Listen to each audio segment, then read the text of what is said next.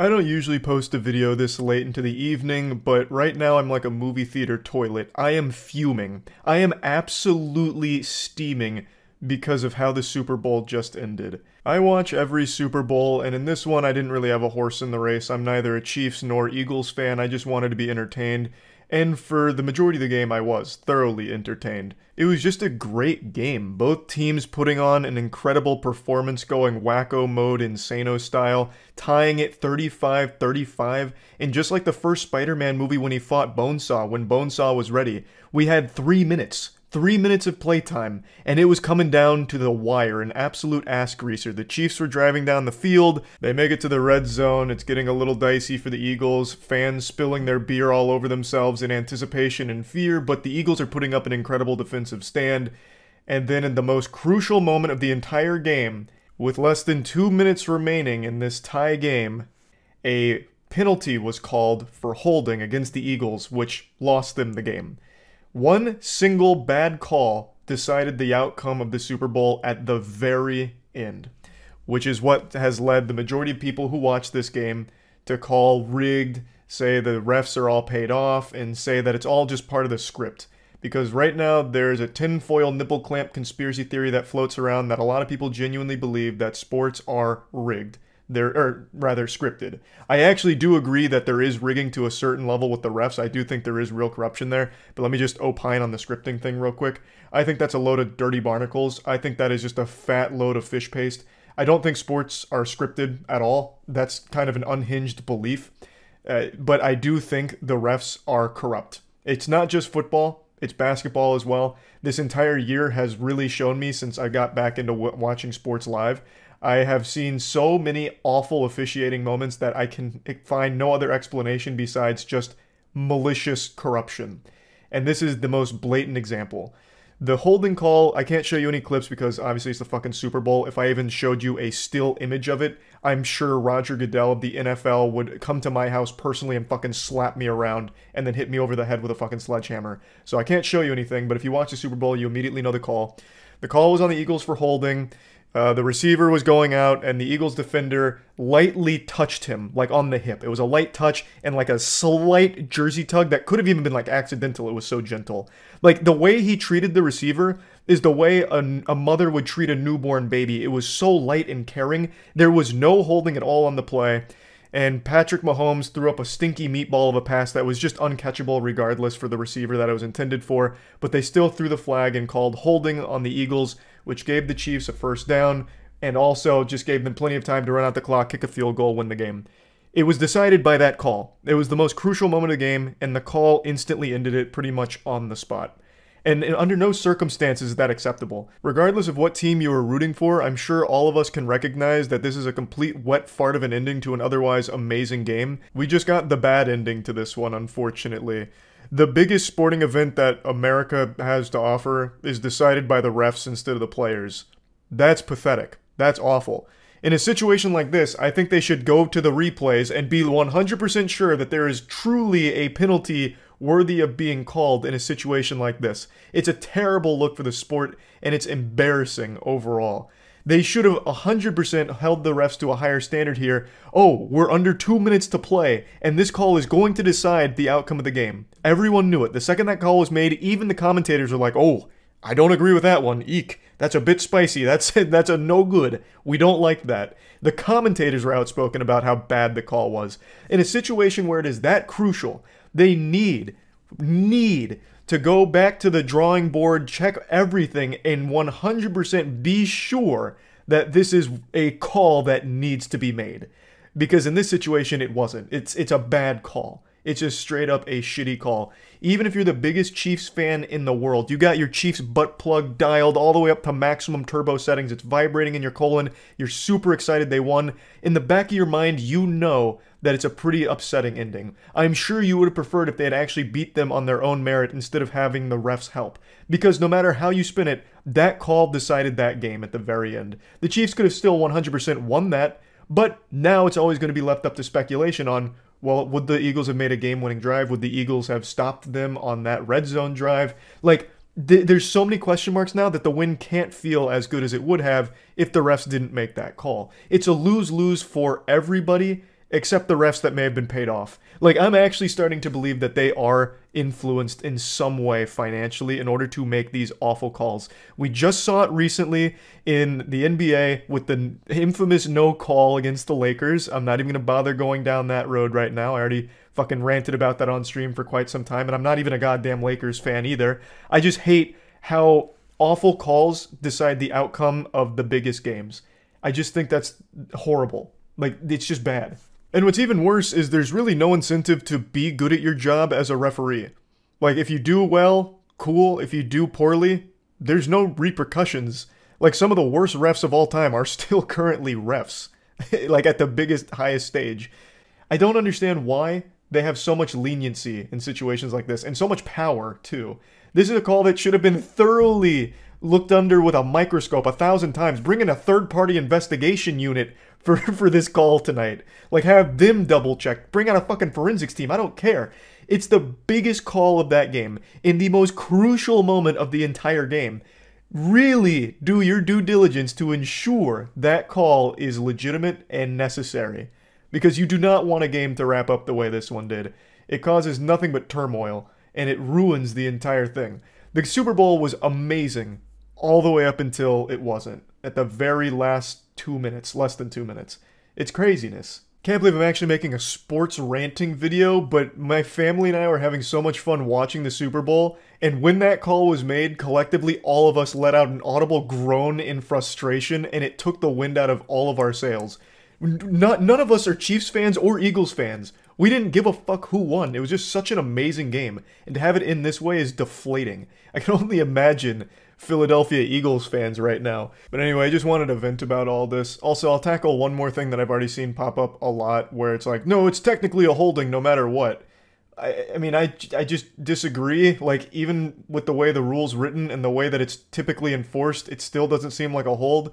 His movement really wasn't impeded at all, and the ball was still pretty uncatchable anyway, so it's not like it would have had a huge impact on the outcome of that play in particular. So even if you want to argue that technically it's a hold, it's still a call that doesn't need to be made, especially given the magnitude of the game, because that call ends the game on the spot when you make it. This was the most important moment of the game. This was pivotal.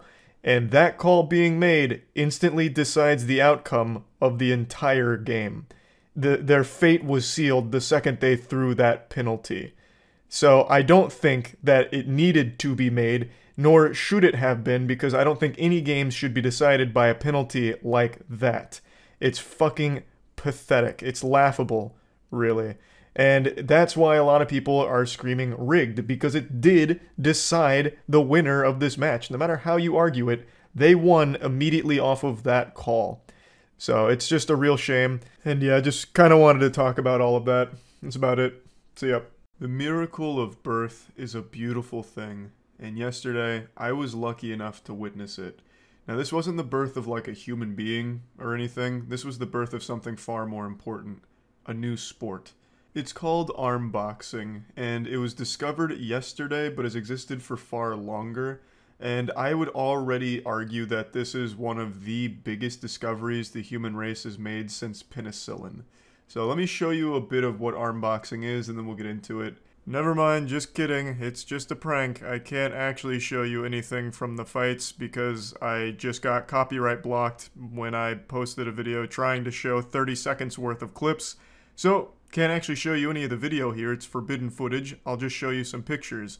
As you can see, it's two fighters with their hands duct taped together, and then they start exchanging blows, beating the shit out of each other until someone either dies or time runs out. They're also strapped to that stand in front of them so they can't escape. There's not a whole lot of wiggle room for tomfoolery here. This is just good old-fashioned pugilistic justice. A lot of people sent me this clip as a new sport that I should be aware of because I'm very much into these up-and-coming combat sports like slapping I've been into for years now. And I think this is cool, of course. It's very silly, very fun.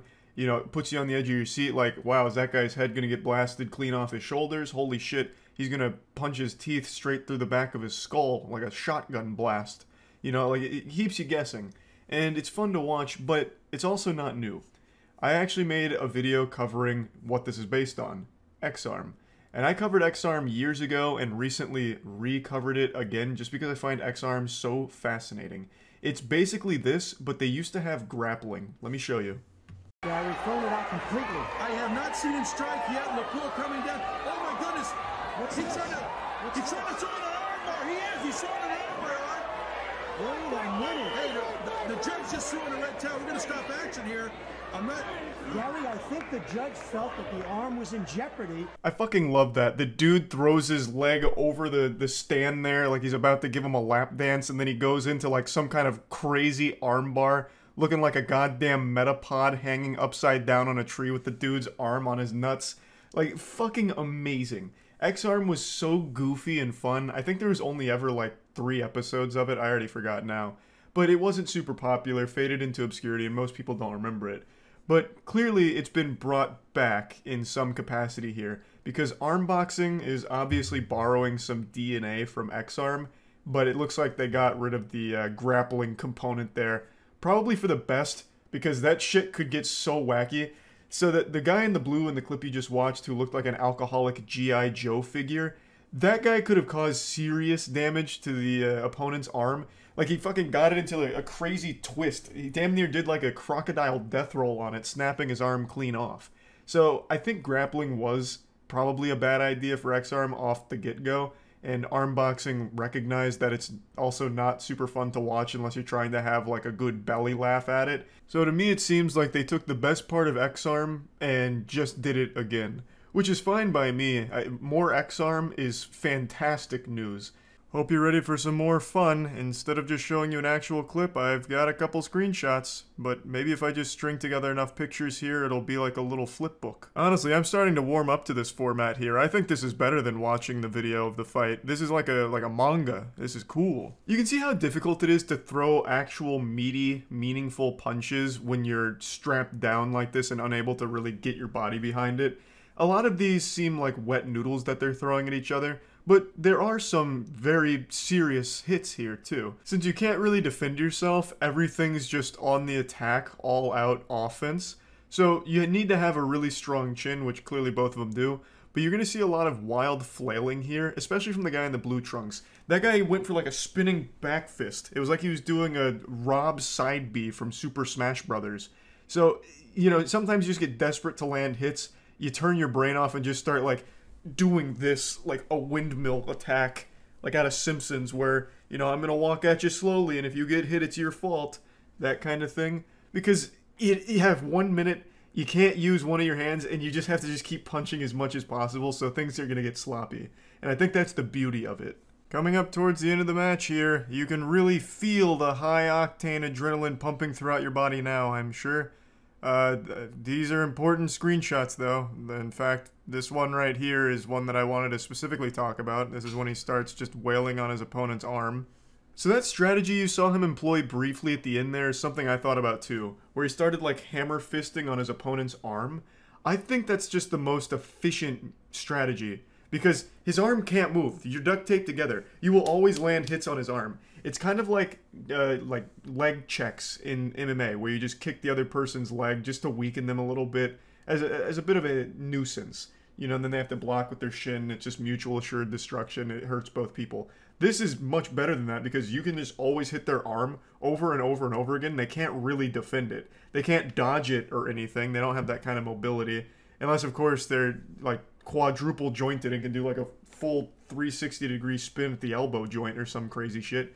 They're not going to avoid it. Like, it's just not going to happen. So instead of just getting into the standoff and going for head strikes, you could just keep hitting their arm over and over and over again until you, like, break the arm. There's also one more match I wanted to at least touch on, where it was like a grudge match between these two. After the guy on the right won, the bell rang, and this guy continued to just fucking play his head like a set of bongos. The guy on the left just got completely overpowered immediately because the guy on the right had the fastest fists of all time, so he started to, like, shield and curl up, so they called the match off. But you couldn't stop this absolute demon. So as he's like cowering in fear here, damn near in the fetal position, he continues to just bring down the fucking fist onto the back of his skull. This one in particular is extremely aggressive. I don't know what went on between these two, but there's definitely some bad blood there. I guess the guy on the left must have fucked the other dude's wife or something because they seem to hate each other. He was going for blows to the back of the head after the bell ring, and they'll just straight up kill someone. This is like damn near attempted murder at this point. I felt like I was watching an episode of an anime where the main character just snaps and loses himself to rage and just goes fucking like a flurry of fists until his opponent's dead. Overall, I do find this sport entertaining. I think it's an enjoyable, goofy sport, but I don't enjoy it nearly as much as slapping. Slapping is still always going to be my baby. I absolutely love watching slapping, and I enjoyed this, but I don't see myself being like a long-term fan of this sport. But I do appreciate it and hope they stick with it. They have a whole TikTok page dedicated to it now, and it seems like they've done a few fights. Seems like also a pretty professional setup as well. They've got like a nice stage, you know, they've got a good, you know, belt plus chain link to the stand. The duct tape seems high quality. So I think there's a bright future for it. People clearly find it fascinating at the very least. This clip went super viral on Twitter. Has like 8 million views right now. Their TikTok absolutely exploded as a result of this as well. So I guess we'll see what the future holds. Maybe it'll just continue to improve and get better. But it is always nice to see these kind of silly pop-up sports, you know, get the limelight for a bit, because I always enjoy them. What is it? ESPN The Ocho, where they have like all the crazy sports no one's ever heard of, and they're just all wacky. I'm a big fan of that kind of thing, so I'm excited to see what the future holds for arm boxing. That's about it. See ya. You know how much I love goofy sports in all shapes and sizes. I was going ballistic for the freestyle lawnmower obstacle course championship that happened a few weeks back. Like, I get into really silly sports. I love that shit a lot. And I figured it's time we look back on history and admire the most brutal and silliest sport ever created, X-Arm.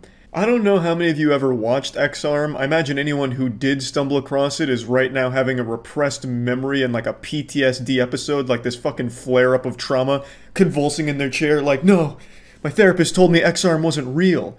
X-Arm was something that was started, I believe, in 2008.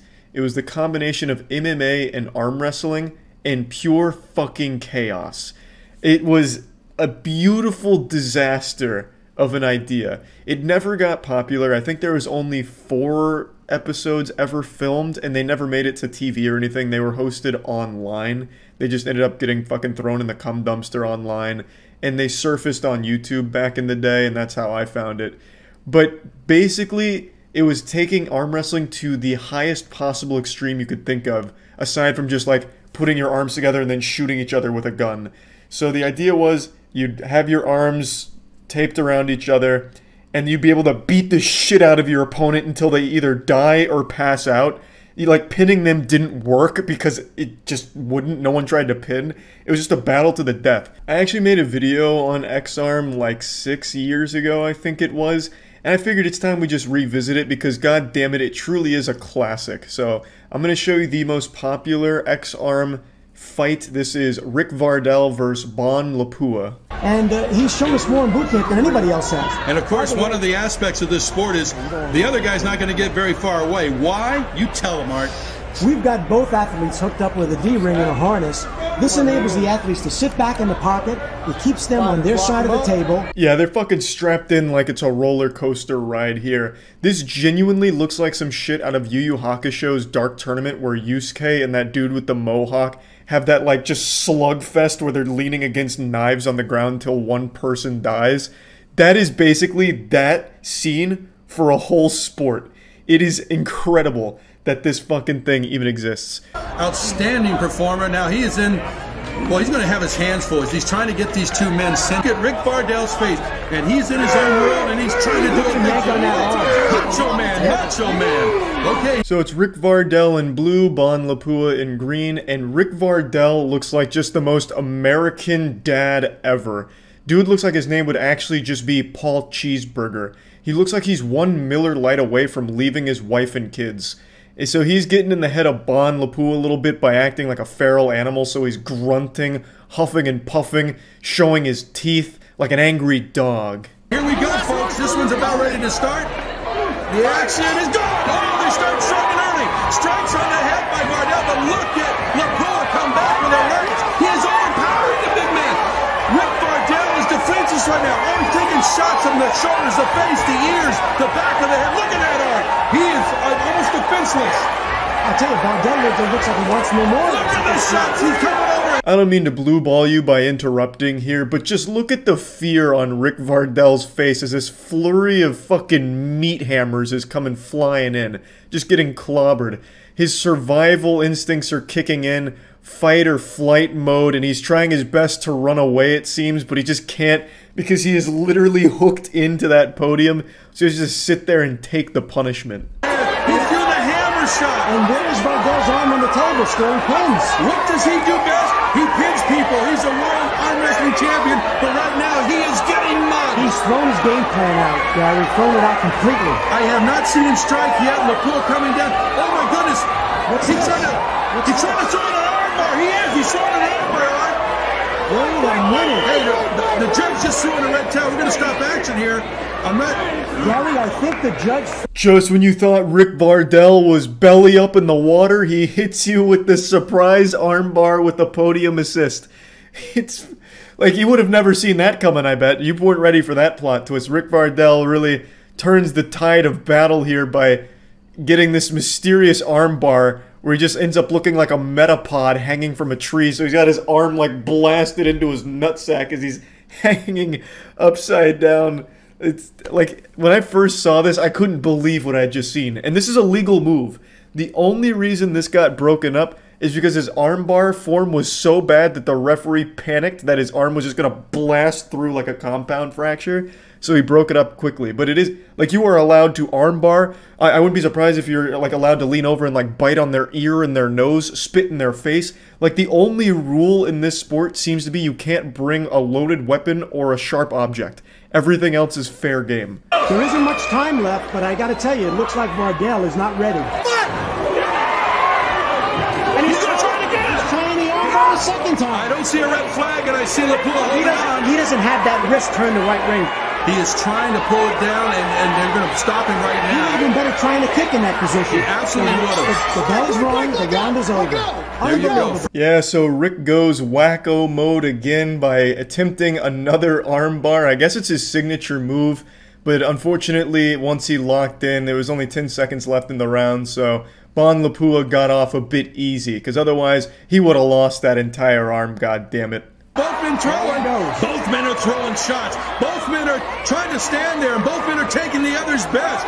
This is incredible. Now, this is the best action I've seen from Vardell. He's hanging in there. He's saying, okay, you've hit me. I felt what it's like. Now I'm coming back to you, big man. And look at the shots. And both are getting tired. Both are still throwing. Lapua trying to measure him, and he throws one off the top of his head. This is the first time I've seen Vardell with his arm off the table. Round 3 continues for a bit longer, and Bon Lapua wins. I'm not going to show you the entire thing because it's just a lot of furious fists flying around. I just wanted to show you this sport a little bit because I often think about it when it comes to goofy sports. Like, I'll see some new sport or like some stupid thing on Reddit and it's like, this sport is super dumb, and I'm like, yeah, but it's not as dumb as X-Arm or as dangerous. Like, I always compare every dumb sport to X-Arm. Like, it is the gold standard for me for silly sports, and I just wanted to, again, share this with all of you, in case you don't remember X-Arm or have never seen it. That's about it. So, yeah. One is a Matchbox sponsored by Guitarded and Broke. I'll do Mr. Also, Mom's we've added Racing. A chicane to the track to the final round. Let's go, baby! Mr. Mom's! Andrew Nixon and MJY5 side by side. This is aggressive. First turn. MJY5 pulls ahead going through the chicane. Holy shit, how are they so fast? MJY5 Little disappointed with Mr. Mom's, not gonna lie. Mr. Mom's Racing having some problem with that Yeah. car. They're stuck over Little at disappointed. turn 2. Somehow, I have the unbelievable ability to always choose the worst competitor. MJY5 leading down the ramp. Arrested Moore in second, and he wrecks. Mr. Mom's is once again stopped. Losing control coming Meanwhile, out of this the man's going chicane. full Ricky Bobby and hitting Anderson it is closing the backwards. gap. Woo! Drivers looks like J-Dean 439 and Mr. Mom's If Racing Mr. Mom's can ran finish out of one lap, momentum I'll right consider it a before turn victory. 2. All the way Let's back go, in sixth Mr. place Mom's! as we restart the second Last lap. place again immediately. MJY5 with an early lead. We took the inside, Flying off though. Turn 1. He's slowing down around 2. But We he didn't still finish has a again. Huge lead out there. Up to second. That turn's a real doozy Impressive for driving, us. especially, and got his Alright, car Mr. back Mom's, on this is the one, straight. baby. Let's crank in the Here we go with nitrous. lap 3. We are in second to last, and we didn't make it. I think I saw us going backwards. Nope. There we are. Stuck again. Can we check on Mr. Mom's? Is my driver drunk? Mr. Mom's Racing having all types of trouble with that car. That car sucks ass. It's not looking much. Man, 3D bot maker, really impressive. Impressive production. It's really the Marble Olympics of Hot Wheels. God damn, he even has off-roading. Well, off-roading rally cars.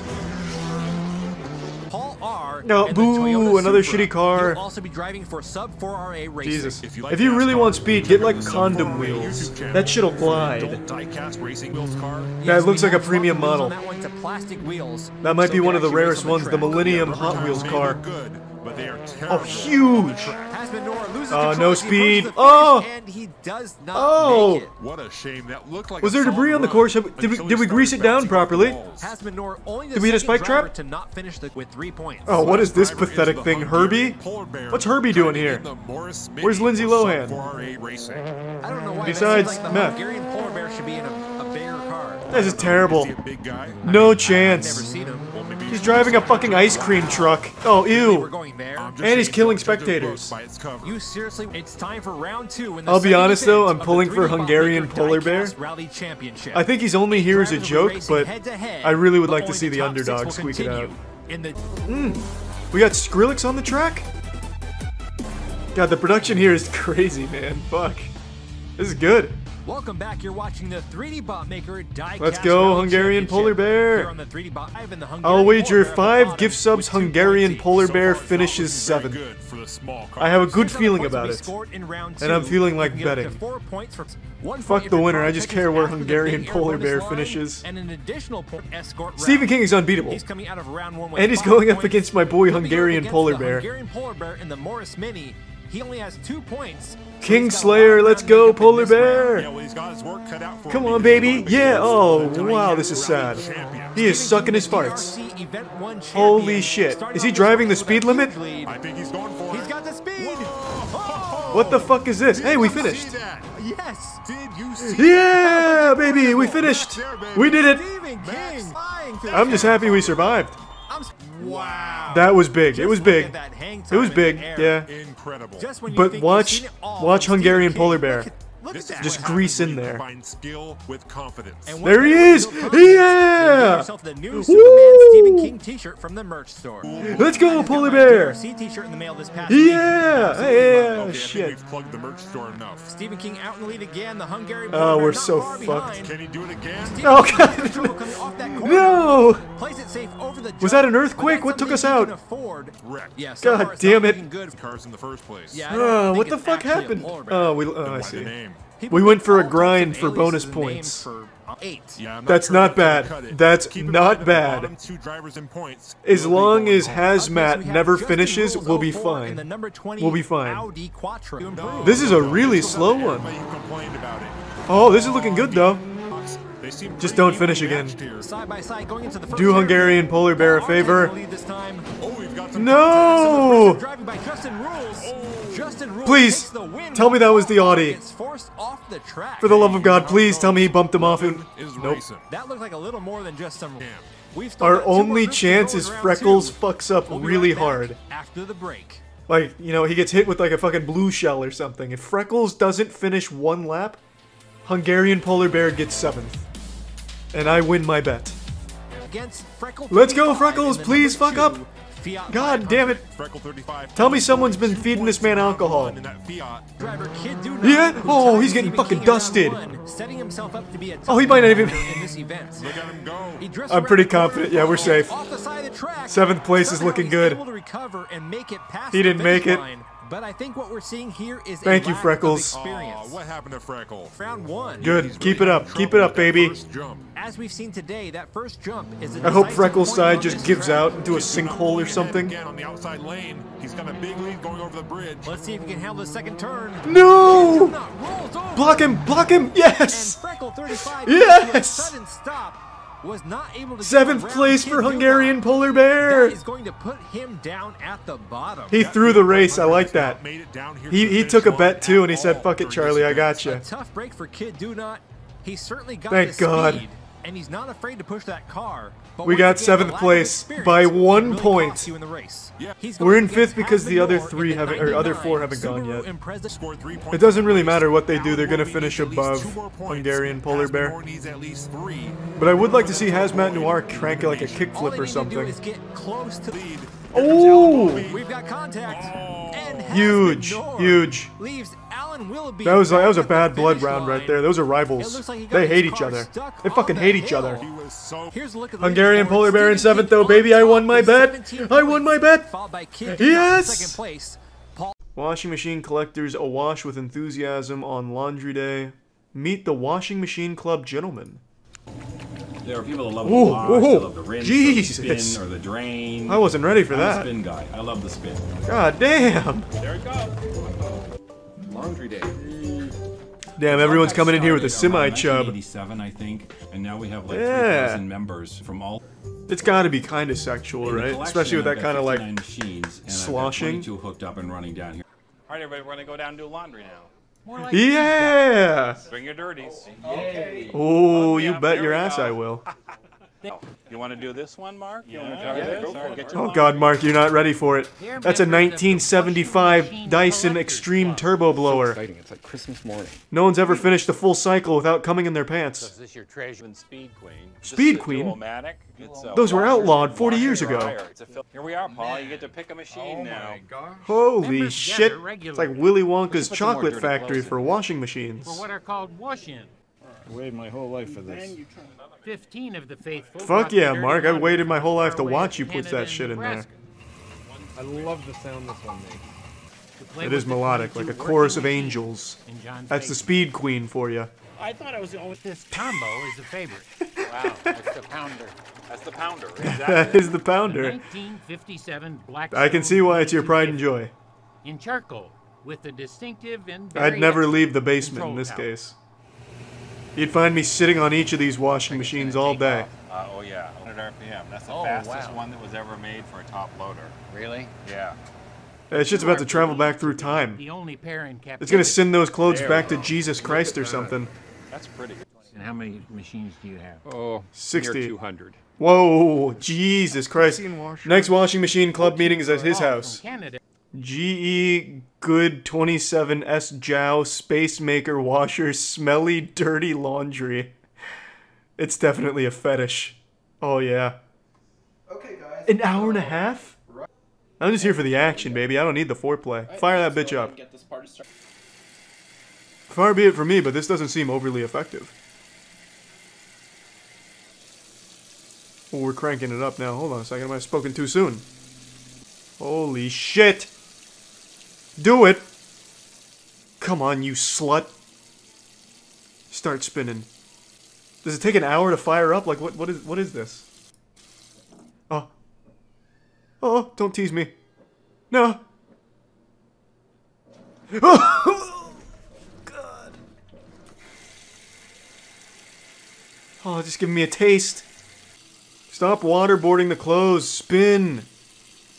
You lazy whore. Spin for me. This washing machine. You might as well just put them in a sink at this point. This is fucking terrible. This is a terrible model. The GE Good 27 Space Maker is terrible.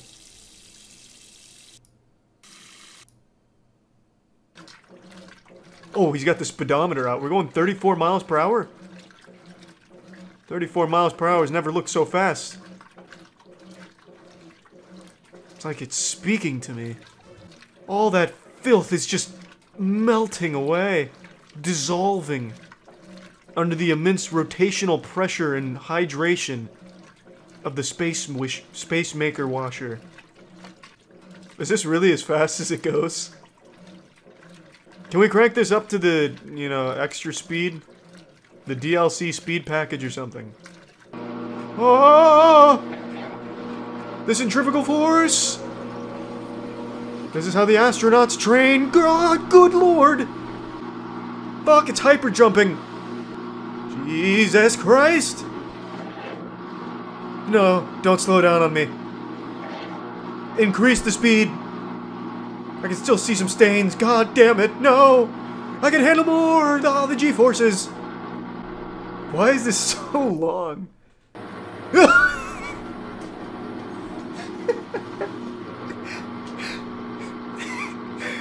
I can hear the cameraman moaning.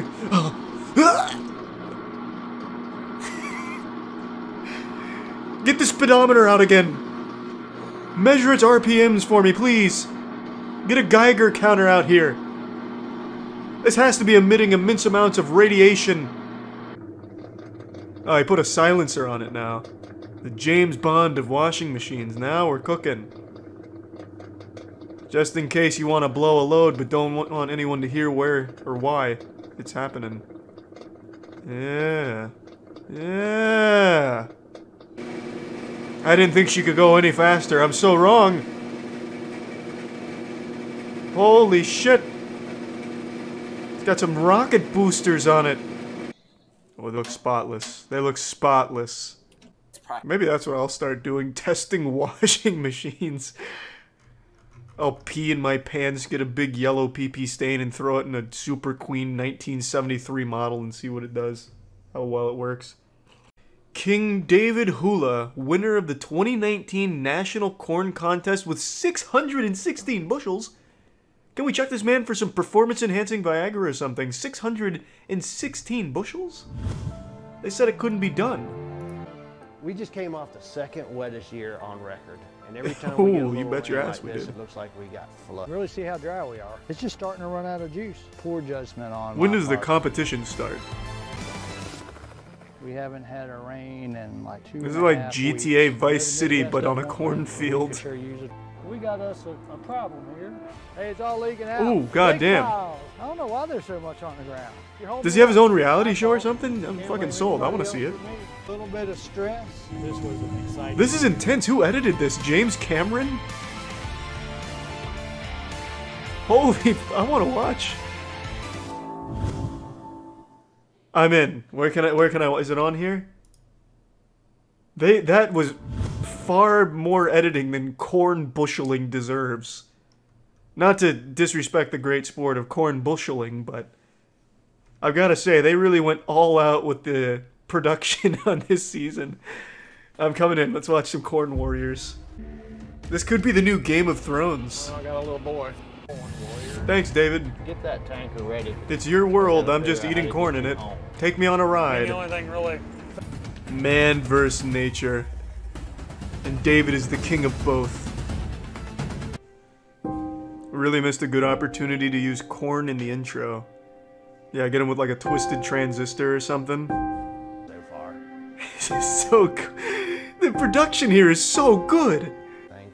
I hope there's like CGI fight scenes, like a bunch of competing corn warriors start storming David's field in slow motion as explosions go off in the background, and when one of them rides in on like a fucking dragon, tossing corn grenades, sabotaging his bushels. Imagine shoving this man's corn up your ass. No one would disrespect a bushel from David. We just came off the second wettest year on record. And every time we get a little rain like It's about to be the wettest year on record once this shit airs, David.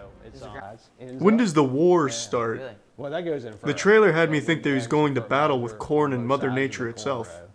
Oh, now it's cranking up. This building is definitely way bigger than I. This five-finger death punch, David? Something 7 years, just awesome. Damn, look at that garage. Those hot rods. John Deere's wet dream. That's like a... Yeah, baby. Last week of planting. There it is. David Hula in his element. Man, the conditions were flat awesome. There. No, get out of there, dog! Run! Great job there. David Hula's seeing red. Man, He's coming for blood for this year's bushels. Bit my cheek. Naked over here at 51st in Peoria. Walking around naked.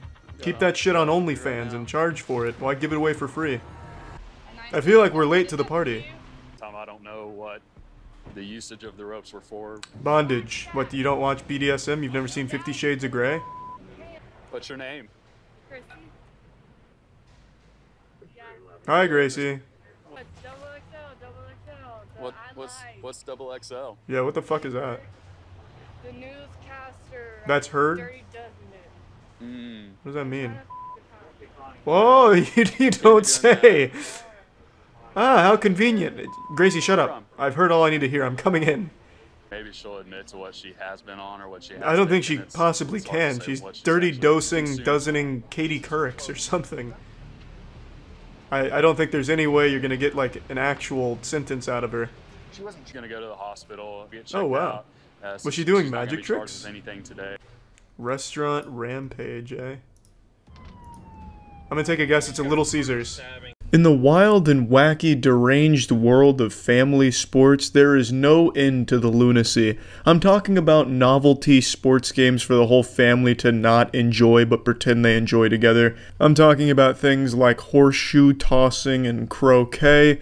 Today we'll be diving into this uninspired and unfun cesspool of activities with one of the worst ones I've seen called marbles. Outdoor games are a family tradition, but many keep you stuck in one spot, or can even leave you with a real pain in the back. That's always an important selling point in these products. You know, it's good for all ages. It's not painful for anyone, from the biggest bodybuilders to the most frail, glass-boned, paper-skinned people on the planet. Anyone can play them, and no one will have fun with them. However, in marbles' case, I don't see it being like a healthy alternative for people with bad backs or joints. They show this alpha male straining his back throwing a horseshoe, which I don't attribute to the horseshoe's weight or anything like that, unless that horseshoe is made from parts of Thor's hammer and it's just 500 fucking pounds. It's really the bending forward motion that would be hurting his back, which you still have to do with marbles, so it's just the same thing but with a ball instead of a horseshoe. Instead, how about you open a bag of fun with marbles? Designed for all ages and abilities, marbles is a fun outdoor family game that's perfect for all ages, similar to lawn bowling. And just as fucking boring as lawn bowling.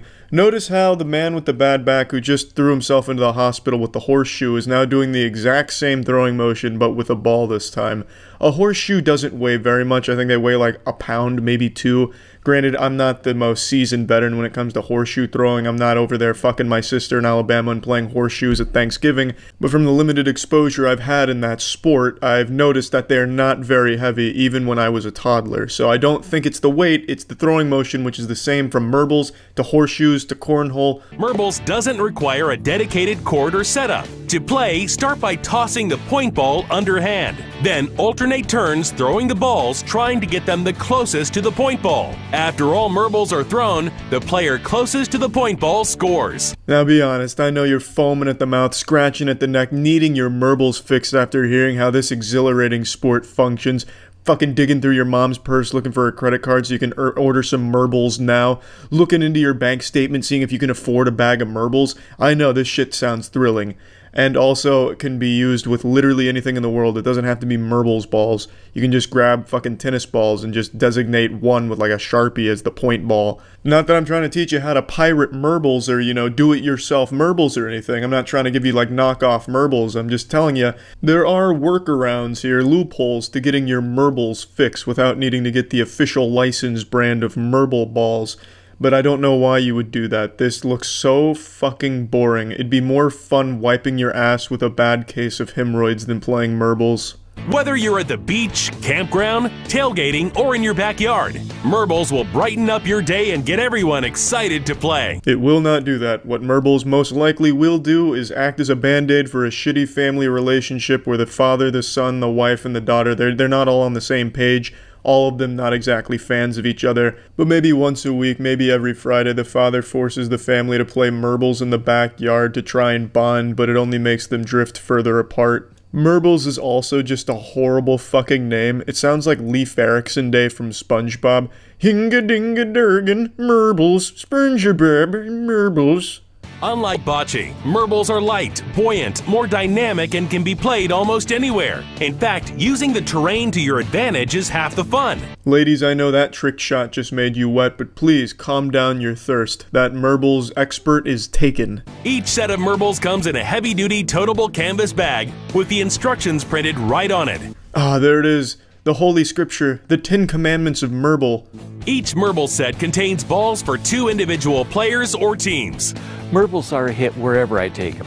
I bring them out at family reunions, when the grandkids come over. They're easy to play with and will give us memories that'll last a lifetime. Now this is actually a very powerful testimony. Unless you're living under a rock, then you're probably familiar with the legend Chip G, Hall of Fame marbler. Often referred to as the bad boy of marbles, he was rumored to have performed cunnilingus on over 20 women at the retirement home where the last marbles championship was held. So him coming out here saying how much he loves marbles, that is something not to be taken lightly. But I do have to say, I think Chip is being a little too pretentious here. Marbles aren't exactly going to give you memories to last a lifetime, unless you're playing strip marbles with your family and grandma loses and her fat, flabby titties come out and you're still like 9 years old. Then maybe that'll stick with you for the rest of your life, and marbles is definitely going to be a negative thing to you from now on. Marbles' lightweight design ensures that they're gentle on your joints and shoulders, and much easier to transport than cornhole, bocce, or horseshoes. Perfect for RVs, car trips, tailgating, and more. And if you're traveling with any of those games, you're already no fun to be around, so you might as well add marbles to that. They even make a great gift. Marbles, open a bag of fun. So call now to get your set of marbles today for just $49.95, only through this exclusive TV offer. That's a fucking ton for just some little light balls. When I first heard that number, I was blown away. $50 for what is essentially just 7 balls that any balls could be used for? That's a bit insulting, but who am I to question the marbles brand? That shit's probably made out of unicorn hide. But yeah, anyway, maybe I'm wrong and this will be the next huge sport. You know, right now we're in an esports craze where all kids growing up want to be professional gamers. Maybe in like 5-10 years, kids growing up are going to want to be professional marblers. But only time will tell. That's it. See ya. International bodyguard event. They may be the world's best bodyguards, but can they protect them from hurt feelings on Twitter comments? We'll see. Oh, this looks like a strong group of bodyguards. These are going to be the front runners. Damn, this is an intense competition. Jesus Christ. Is being covered by snipers. How do they know who won since they're firing blanks? Did the terrorists win or the bodyguards? Wait, what the fuck is that? Is that a man hanging upside down by his legs, being slowly dropped down? Looks like a fucking lobster, like a charred lobster. I feel like this was just like an accidental casualty and this man is really dead. How is this bodyguard competition shit? Oh fuck! Round 2! An entire new team entered the game. This is an intense sport, Jesus Christ. Good getaway. A lot of amateur bodyguards don't make that turn very well. Which team was that? Was that TSM? Oh, this is gonna be big. The terrorists are gonna roll in on a full fucking tank. How are they gonna take care of this one? Or maybe like a helicopter, like an attack chopper is gonna come in firing blanks at them. Then they do it Hobbs and Shaw style and throw a chain in the blades. It's like synchronized swimming. This is cute. It's like figure skating. Oh, this is graceful. Oh, yes. Where's the music? Can we get some Nickelback or whatever people figure skate to these days? Wings of an Angel? Lips of an Angel? This is fucking awesome. This is the best goddamn sport I've ever seen. Why isn't this... Well, I can probably... Actually, I can venture a guess why it's not in the Olympics. Hello, Charles.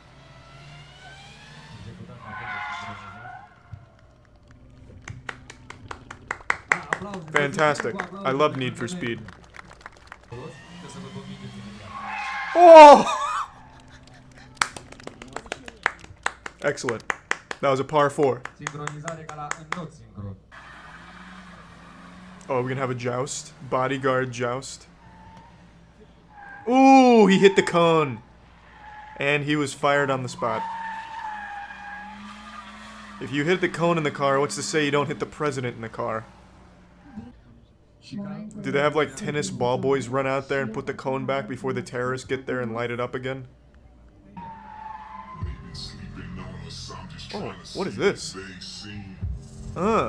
Bodyguard's getting stinky out here with this beat. When does the Rainbow Six Siege match begin again? Are those... Oh, if those buses all have terrorists on them and the bodyguards have to fight them off, I'll shit my pants. Oh, wait. Oh, God! Why would a bodyguard ever need to know this? I don't know why they'd ever be in this situation, but god damn it. I'm impressed.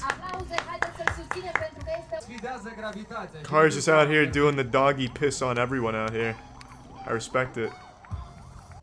2016. They don't have 2018? Did they not get funding or something? Well, let's see 2016. This is boring. They're not even using blanks. They're just using little fucking foam swords. Oh, it's not even. He's using a newspaper. Don't trust her. Oh, alright. Get away from him, bitch.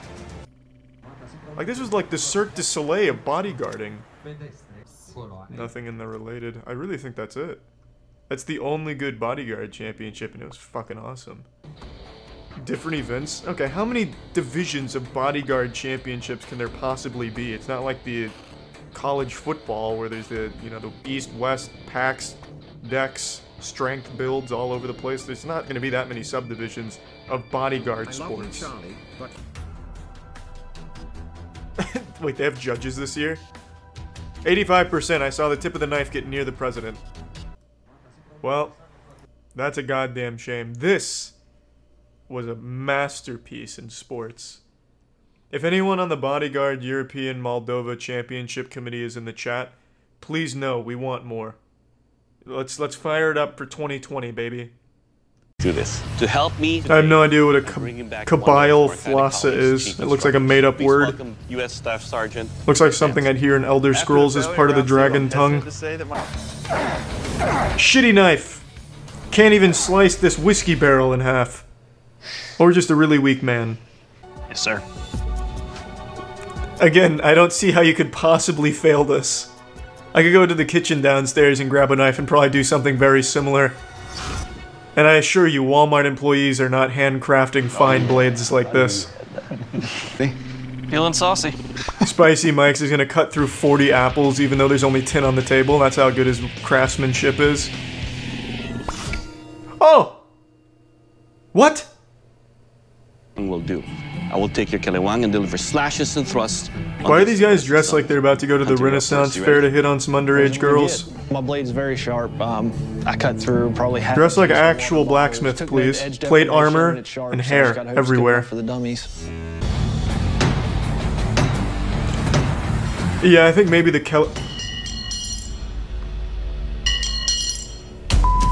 Get the fuck out of here. Is this a joke to you?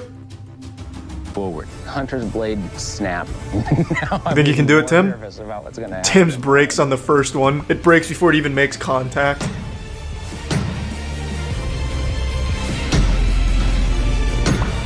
This guy's taking it easy. He's not putting the same elbow grease in it. He's pulling back. What is this guy a friend of Tim's or something? Finally, some real stress testing. None of this chopping an apple. Now they're actually putting it through some real tests. I hope it chops that little piece of metal that he's hitting it with in half. It's that sharp. Overall, it will cut. Thank you. God, that guy's so goddamn wholesome. Yes, sir. His catchphrase, it will kill, it will cut. He loves saying it. It's like Tony the Tiger with Frosted Flakes. Aaron, you may surrender your blade. We need your badge and weapon. You're off the case, Aaron. We're giving it to that dog that solves crime. Scrub McGruff or Airbutt or something, I forgot his name. I'm Mark Campana. I'm 41 years old and I'm from Akron, Ohio. He's a modified cleaver, he's not a human being. My job is personal trainer. Could have fooled when I'm me. not training other people, I'm destroy it. Next up, Mark Campana. Oh shit! I tell you what. He read a mean comment on Twitter and he doesn't forgive, he doesn't forget. Looking for victim Cutting power. It will chop like an apple. Possible weakness. I suck as a blacksmith, it might not even work. It's probably not even sharp, I don't know. It just cut a hot dog. Oh, it's a rope. He drops his face. Oh, it's embarrassing. Oh, let's just stop. You're embarrassing us. but this is technique. He's not really making that wedge. No, boom! Ooh, he didn't cut through it. He just broke the chain. That's the proper technique with those power. Oh! Just like that, boom! Right through the last two. He's running the gauntlet, baby. What's next? Now he has to slit his wife's throat using it. An emotional one. But look at that power. That blade almost split the box halfway through. What is that? Those bees in there? Hit this hornet's nest with your knife. And try not to scream. Wow, look at that. This one's got mustard gas in it. Very calculated. He waits horizontal. He's got to concentrate on No one's ever beaten this challenge. Nah, no one ever will. Nice. Now he adjusts his accuracy. Uh-oh. And rest in peace, SpongeBob's house. Beautiful job. Mark Campana destroys right. He's just walking around like the Terminator. He's so proud. I think that's cute. You know, I'd like to play with a giant fucking buster blade like that, too. Boom, right. Whack. Oh. Taken down by the 2-inch rope. He had the proper blade. Do you feel like a fucking idiot now? I think he went about How silly do you feel? Be honest with me. How dumb do you feel right now? To let gravity take You just got beaten by a fucking rope. Unfortunately, we're in for a treat today. Mike's gonna jump a car. He's gonna do the big car jump. Friggin' rights he is. So is it like Evel Knievel, but behind a Walmart? Addition here. That's not exactly the most extreme of ramps. The car he's jumping. Oh yeah. Oh baby, never mind. Friggin' rights he is. Holy shit. He's gonna goose it. Fucking madman! Boys. No one's ever jumped that and survived. Oh god, no, don't do it! Holy shit. No hesitation! Holy shit, Mike! Mike! You drunk already, aren't you, buddy? A little bit, a little bit. I'm not. He's not drunk, he's just excited. Oh, That's the classic Ray right there. I want to jump the monster truck with my lawnmower. We're gonna friggin' hold you. Ray! Ray! Don't let the armor weigh you down. Anchor, bud. Ray's fine. Ray's taken 10 shotgun slugs to the chest in that armor. He's fine. Kermit the friggin' Frog. Just Fucking right he is. Fucking right he is. Here he goes! Ray! Ray, floor it! Ray, hit her wide open! Ray! Oh, Ray! Showering the place with rocks. Wrong car. Hope you didn't dick her, Ray! Yeah, baby, here comes Ray! Oh, shit, Ray! Excellent work, Ray! Can someone get his real car out there so he can jump that next? What technique? My god. Evil Kahoo? I only know Ray Knievel. That's a good camera angle. And he stoved her in. Are you okay, buddy? Man, these Canadians. I love the way they talk. Cardboard box, eh? Or you would have got deckered.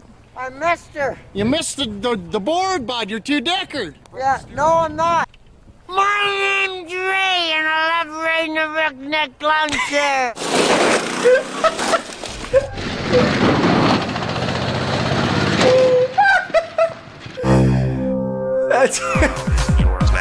That's classic Ray right there.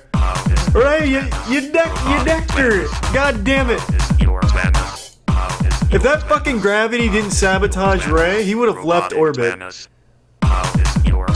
Ray was 10 steps above human ingenuity. He decked her. Yeah, he definitely dicked her on that one. Ray's last jump. Wait, why is he driving? He begs his pardon. He begs his pardon. That man cannot even get a full sentence out. He just ate shit, nearly snapping his neck in a lawn chair modified to jump over a children's toy car. And he is so fucking drunk that he didn't feel a thing, and you have him behind the wheel of a car? This one. Oh, you gotta wear a helmet though. Ray's great when he's not drunk driving. I have no respect for that. Come on. Oh, that's good. I'm getting dicked. Are you gibbled? I'm getting gibbled, boys. I love this slang, getting dicked and gibbled. No. Why don't you boys in chat ever dick and gibble me? Not gonna get hurt. Yeah, can someone mod Ray in the chat? Now we're ready, boys. Let's go. Did he just spit out his dentures? He did spit out his dentures. Now you know it's serious Take business. all responsibility for my own reactions. Here he goes. Yeah, baby, come on, Ray! Get in there! Whoa! That's not Ray's fault. That's looking much better. Yeah! You better have another drink, buddy. Yeah, keep gibbling him. And for Ray's next stunt, he'll be passing out in his own vomit. Oh! Yeah, awesome! baby. Awesome! Oh! Oh, shit! Good shit, Ray. Just gets blindsided by a car. I can't see a fucking thing. Oh, dick, boys. That's Here really. he freaking goes. That's really slow. Only an inward. That's. Oh, dick. He might not even make it up the ramp. Oh, dick. Oh! Holy shit! Yeah, that looks. Yeah, fair. That's a. He dicked that one. He dicked when he should have gibbled. That's entirely the rider's fault. The speed was perfect, angle was perfect, ramp perfect. That's just the rider's error. You okay? I'm sure he's fine. He's still got the cigarette in his mouth. I like how they had padding. They had padding everywhere but where he broke his neck. The one place they couldn't calculate. That is literally the only open. Holy shit, are you alright? Oh, I'm good, man. Holy shit. Didn't feel a thing. I'm gibbled. Holy shit. We have an interesting situation developing on the field right now, folks. If you're just joining us, I'll fill you in. One of the best sound guys in the league, Clit Orris, was attempting to score a touchdown when he was blindsided and bukkakied by the entire Vikings football team. However, he was able to get into the red zone, wherein he dropped his sound equipment. It was ruled a fumble on the field. Let's go to the Jumbotron and check it out on the replay. Here you can see Clit zooming at breakneck pace when he is just ass blasted by the Vikings defensive lineman Linval. Now, Linval's been known to eat full-grown human beings for breakfast, but I don't think he's ever tried Sound Guy before. This was truly a display of what happens when an unstoppable object meets an immovable force. Clit is one of the best 80-year-old athletes we've ever seen in the Sound Guy department, so the fact that Linval was able to flatten him like he did is just a testament to his tremendous strength. No ordinary football player could have annihilated an old man quite like this, just absolutely exploded this poor old geezer. Now, we up here at the Bukkake booth have been having a really hard time distinguishing whether or not this is truly a fumble. From this angle, it seems pretty conclusive that he lost control of his UFO satellite dish, thus it should not be a touchdown. However, further inspection is required. We're going to a different angle. Here comes a whole team ready to murder this old fossil. There's the Orgasmo Kablamo. It's a big hit, but it looks like he maintains possession of his sound equipment after hitting the ground. This should be a touchdown. From the dildo I'm sitting on top of, this should be 6 easy points right here. He's able to take the hit from Linval, get that concussion, break his left arm, and then roll over onto his knees before forgetting who he is, and then letting go of the sound equipment. By all definitions, that is a textbook touchdown. The fumble call should be overturned. Let's go ahead and take one more look at this. Here you can see the sound guy sucking Linval's nipple. It's a technique we've seen him employ many times in the past to great success. However, Linval's a little bit different from previous football players this sound guy's gone up against, so he ricocheted right off of the iron titty and lost his memory of his grandchildren. Here's where Clit suffered a broken spine. However, look in his hand. You can still see the sound equipment securely in his possession. Here, Clit rolls over and wonders what year it is, but with agony painted on his face, clearly in a lot of pain, he is able to hold on to that giant mixing bowl. And here's where he finally lets go of his sound equipment. This is 100% a touchdown. He had hit the ground, rolled over, had time to jerk off before finally letting go of that shit. No doubt in my mind, this is a touchdown. Clit Kung Fu Grip Orris is a hero to all sound guys out there. What an incredible play. What's up, everybody? It's Critical, and I wanted to give a recap of Week 4 of the NFL. So, here to give you an exciting recap is me. I'm in a fantasy football league for a $20 entry, and there's like 30 people in the league or some shit like that. Maybe there's only 5, I'm not sure, but there's some money involved here, so I've been kind of paying attention. I haven't watched any of the games or anything. I've just been looking at the point leaders and noticing that I have none of them on my squad, which is probably why I'm 0-4 and have lost 3 out of my 4 matches by a margin of 100+ points. But regardless, I'm very invested in the sport. I love when the pigskin gets tossed around and touchdowns are scored, points go on the board, asses are slapped for congratulatory meanings. And I thought, you know, who better to recap the NFL accurately and with enthusiasm than the super fan of the NFL, me. Now, unfortunately, I didn't have the expressed written consent of the NFL, so I'm unable to show you any actual footage of the games, since the NFL treats any unauthorized display of NFL matters as though I've lit a kitten on fire, or I've fucked Roger Goodell's daughter, or I've done something just truly heinous. So instead, I'll be showing you a video that I found while searching YouTube for 2 minutes called Best of High School Football 2008. Now let's dive right into it, or should I say, hurdle, since we're talking about football. Hurdling is a move commonly used by running backs. So, the Colts lost to the Jaguars 27-30. I believe this is the Jaguars' first victory since 2003, so a big orgy is in store for the people down there in Jacksonville. Also, on an unrelated note to the actual game itself, Blake Bortles is my quarterback in fantasy, and this is the first time he's actually gotten me more than about 3 points, so I'm pretty ecstatic about that. I still lost by an extremely large margin, but that's a-okay, because the rest of my team is basically middle school players. The Bills blew out the Patriots 16-0. Tom Brady had this to say following the loss. Damn. The Lions lost to the Bears 14-17. FoxSports.com writes, Matthew Stafford and the Lions offense was held to 263 yards and no touchdowns. Man, that explosive offense was really contained by the Bears' even more explosive, nuclear, cutthroat defense. Great job, Bear Nation. No surprise coming up here, the Browns lost to the Redskins 20-31. Now, if you don't follow the NFL that closely, I'll go ahead and get you in the loop. The Browns are to the NFL what Captain Boomerang was to the Suicide Squad. Just absolutely useless in all possible areas and is just there to make everyone else look better. But good news for Cleveland Brown fans, Johnny Manziel hasn't died of overdose yet, so that's always good. Now I'll go ahead and do this publicly just like LeBron James did back when he was deciding between staying with the Cavs or going to the Heat. This is going to be Charlie's decision. Fuck it, yeah, I'll play for the Browns. You guys need new talent out there.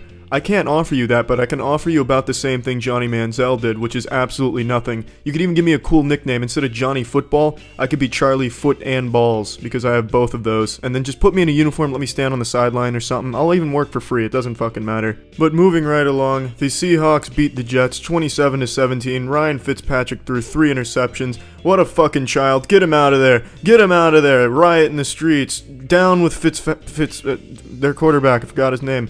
Raiders beat the Ravens 28-20. I'll try that again. Raiders beat the Ravens 28-27. Zoinks, that one sounds like a real nail biter. I can't even imagine the levels of testosterone everyone was feeling during that showdown.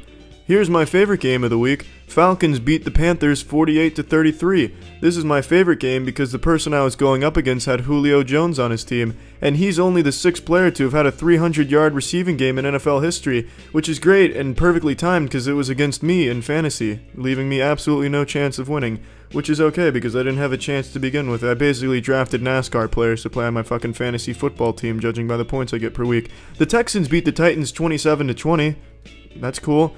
Cowboys beat the 49ers 24-17. There's a picture here on Fox Sports of a man teabagging another man. Well, actually, it's less of a teabag. He's kind of going over him, but his nutsack is on top of his head pretty much. The Cardinals beat the Rams 17-13. I forgot the Rams were still a fucking football team, so that's kind of cool. That's a wake-up call, I guess. Saints beat the Chargers 35-34. Man, another real close showdown. Goodness gracious, holy fuck. The Denver Broncos spanked the Tampa Bay Buccaneers 27-7. Normally the NFL stands for National Football League, but for the Buccaneers it might as well stand for no fucking love, because no one goes to their games and no one roots for them, no one cares about them. And I know this because I'm from Tampa, and everyone I know, including myself, only keeps up with them just to see how bad they're doing at any given moment. But yeah, that's NFL Week 4 recap for you. I hope that was really insightful. I know I really dug deep in there and gave you the highlights and a real, you know, in-depth breakdown of each game. So now you're informed, and let's go, sports fans. NFL, yippee-ki-yay, motherfucker, yahoo. Alright, that's it. See ya. Let's see how well I'd do if I was competing in the Olympics, which I should be in every sport. Alright everyone, yes, I know, I'm here, the champion has arrived. Let's hold the applause, I got a race to win. I gotta hop on my vinyl records here and ride him around real fast. These fucking discuses. Give it to me! What did I... .07, that's fucking disgraceful. My whole family is embarrassed now. I can make my penis go from flaccid to ejaculating in that amount of time. Let's get redemption in the swimming pool. They used to call me Dolphin Master Swim Lord because I was so good at swimming. Oh, what? Nope, not even touching the water now. No, fuck it. That was a horrible countdown. If I was at the Olympics competing right now and they pulled that kind of stunt with me, I'd just sit crisscross on the board as a protest. That was just this counterintuitive countdown. It made no sense. That's like watching an interpretive dance, and when they do the split, that's when I dive in the pool. It just made no fucking sense to me. What kind of operation are they running down there, huh? Unbelievable. Let's do the track portion. Alright, this is where I'm really gonna shine. There's a panic at the Olympics. I write wins, not tragedies, baby. Come on. Let me off the line. I got a world record to set. Usain Bolt, eat my wiener out.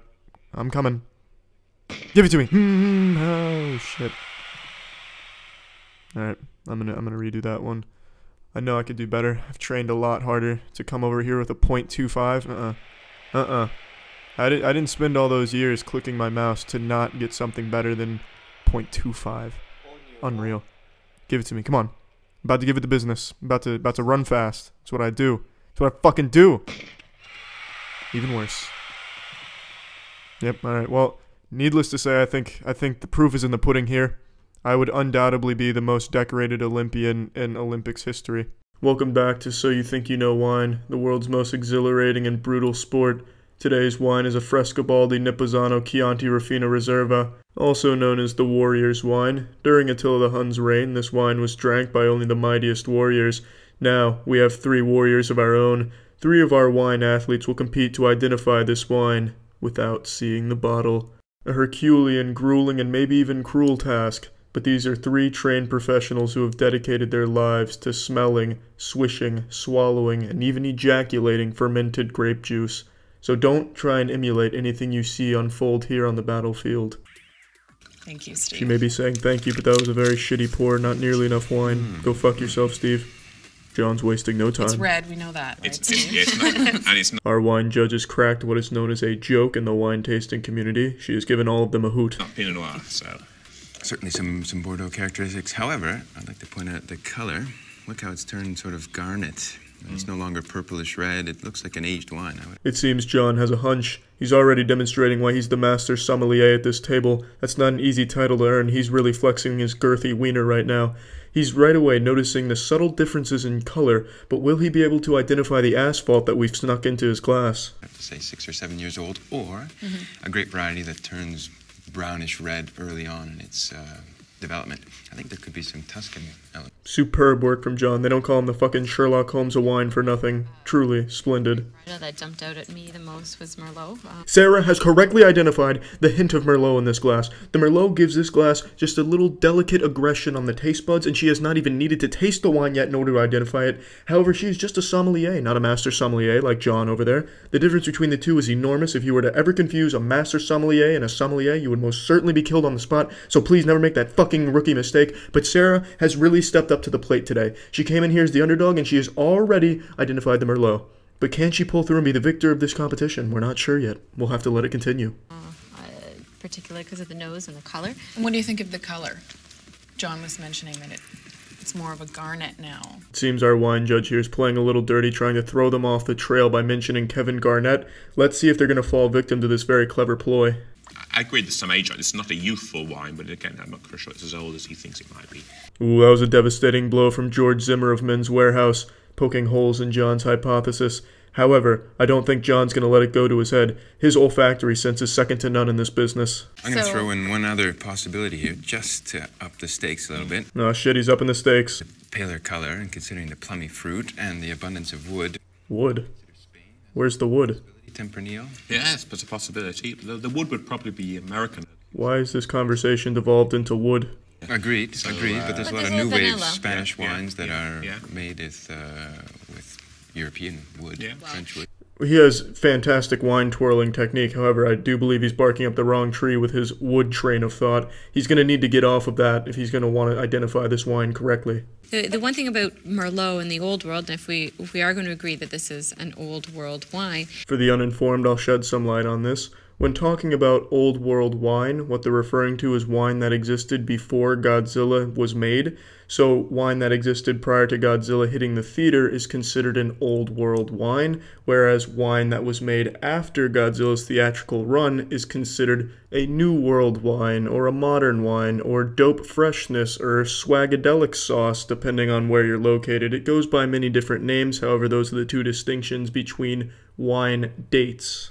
There aren't a lot of places that do a single varietal Merlot. It's generally as a blend, and it's not found often. Good point, D'Amato. Ooh, John immediately interrupting her. That's an interesting strategy. Yes, Down that's in the the only... Midi, then Merlot is bottled separately. I'm not on a Merlot trail here. Well, then you're on the wrong trail, John. You fucking wood conspiracy theorist. I'm back in Italy. Color matches there, this garnet shade. It's a little darker than traditional style, but this is not a traditional wine. I think it's been made in a slightly modern style with, in my view, a little bit too much wood. John immediately back to the wood nonsense. Actually, you know what, fuck it. I'll go ahead and let the cat out of the wine bag here. John is absolutely right. That's not even wine in front of him. That's not wine in that glass. What we did is we melted sawdust down to liquid form and then poured some beaver blood on top of it for color. John was able to sniff it out immediately. It was like fucking Scooby-Doo on a mystery. That is why that man is a master sommelier. Sweetened it up with that vanilla, but that red fruit, slightly tarry. Your Merlot dust is my Nebbiolo dust, the firmness of it. Damn, he's a true professional. He already mentioned the firmness. This wine is not only the firmest wine in existence, it's got a heaviness that's so light even a baby's nipples can pick it up. Have the grape variety. So is it Italy or Spain? You smug, pretentious douche popsicle. The Dos Equis most interesting man in the world's trying to strong-arm information out of our judge right now. If I give you that, do you think you'll get the variety? We might do, yes. Yes. It's an Italian wine. It's Italian Sangiovese. Oh my goodness. The fucking wine hound over here immediately gets it. Level of acidity. Here's my guess. Sangiovese with Merlot in it. I bet you this is Chianti Classico, and they haven't declared that there's 20% Merlot. And vintage, we wouldn't see anything earlier than 2007. He's cheating. He's cheating. It's Chianti as well now. Now, in terms of Italian, because I always think that Rioja Tempranillo from Spain and Chianti Sangiovese from Italy are very similar. What the fuck are you talking about, you senile old man? Same role in those people's cultures and their food. And so I thought it was Tempranillo, Spain. I can easily be talked into, if you tell me it's Italian, that it's... Somebody please remove this Bond villain from the table. He's off his rocker. If there is a bit that's blended in here, and often is in this region, so I think that's a good guess, guys. Now the reveal. You did much better at that. So it is a Chianti. Yes. And it is a 2007. Yeah, and there is Merlot in it. So that's a good value. It's Frisco, yeah. I mean, stylistically, I think we're actually quite close. As you pointed out, these are all in the same sort of hemisphere of wine styles. Yeah, whatever you want to tell yourself before you go to sleep, pussy fart. Point is, none of you got it. You're all losers. Please, leave this table. You've disgraced wine tasting as a community. Just remove your ass cheeks from this battlefield, all of you. And you call yourselves masters, sommeliers, and wine educators. Not even one of you said a single word about the brutal, violent generosity of the fumes of the wine as it entered your nostrils and embraced them with an ethereal taste of serenity, love, and aggression. None of you said anything about that. And how do you ever think you could have identified this wine without being able to sense those smells? How you passed your sommelier test is beyond me, but you don't deserve that title. Thank you for joining us on this episode of So You Think You Know Wine. Obviously, they did not know wine. Not at all. These fucking Neanderthals had no clue. And I'm sorry. Both Evan, fucking Master Chief on the sidelines over there, threw a lemon wedge on the field. This one could be coming back. I see. Let me zoom in to help you out. This man wearing the aluminum foil is extremely happy. He looks like a 13-year-old that saw titties for the first time. I just thought of him, and then pissing on it. Welcome to the Giants postgame show. If you're still ejaculating about Odell Beckham Jr.'s catch, so are we. Unfortunately, we lost that game by a couple points. You can see the score right there. That's numbers. I'm Russ I'm Russ, and I'm joined by my friends to help analyze how we lost that match despite the amazing catch. Really, the game should have been over the second they ruled that a touchdown. Let me introduce you to my friends. He's my friend, and he's my friend. Now, first and foremost, they had 31 points and we had 28. 28's a lower number, thus that resulted in a loss for us. You can't score less points than your opponent and still win a match. Here's a clip. Here's Tony Romo. He's using his legs. He's scrambling, moving. Ball's in the air. The ball is now caught. That's a touchdown. Touchdown equals points. He had a little muscle spasm there. But that's fine because I still got points on the board. You see, how do you get points on the board? You get touchdowns. How do you get touchdowns? You put the ball in the end zone. It's as simple as that. Tony Romo's happy. Then he gets a little concerned because he saw his wide receiver have a muscle spasm. I think we've identified the cause for this loss. It was an issue of points. If we had more points, we probably would have been victorious. Thank you for tuning into this post-game show.